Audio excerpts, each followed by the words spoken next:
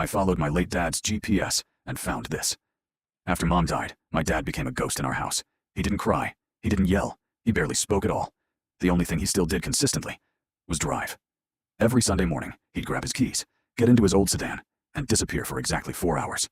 None of us ever asked where he went. Maybe we were scared to know. Then last month, my dad passed away. While cleaning out his car, I noticed his old GPS still attached to the windshield. Out of curiosity, I turned it on. There was only one saved destination. Just one. I stared at the screen for a long time. It wasn't Mom's grave. It wasn't our childhood home. I had never heard of the place before in my life, but something about it bothered me. So the next Sunday, I decided to follow the route myself. The GPS led me 2 towns over to a small park with a duck pond. Honestly, it looked ordinary. For a moment, I thought, maybe Dad just came there to be alone. Then I saw her, an elderly woman sitting quietly on a bench near the water. Beside her was a thermos and 2 paper cups. Every few seconds, she looked toward the parking lot, waiting for someone. When I walked closer, she looked up at me and froze. I knew why instantly. I have my father's eyes. Her expression softened, and in a quiet voice, she asked, "He's not coming today, is he?" I sat beside her and gently told her my father had passed away. She closed her eyes for a second and nodded slowly, like part of her already knew.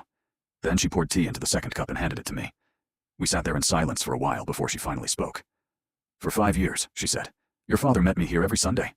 5 years. I couldn't believe it. She told me they never exchanged phone numbers, never learned each other's last names.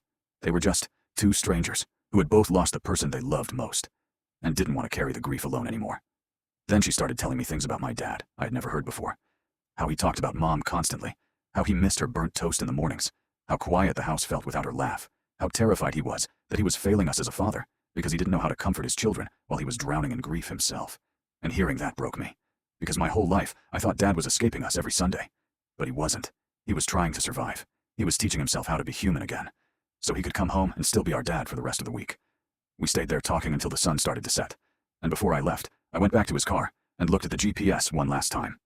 I didn't delete the destination. I just renamed it Dad's Sanctuary. Follow for more.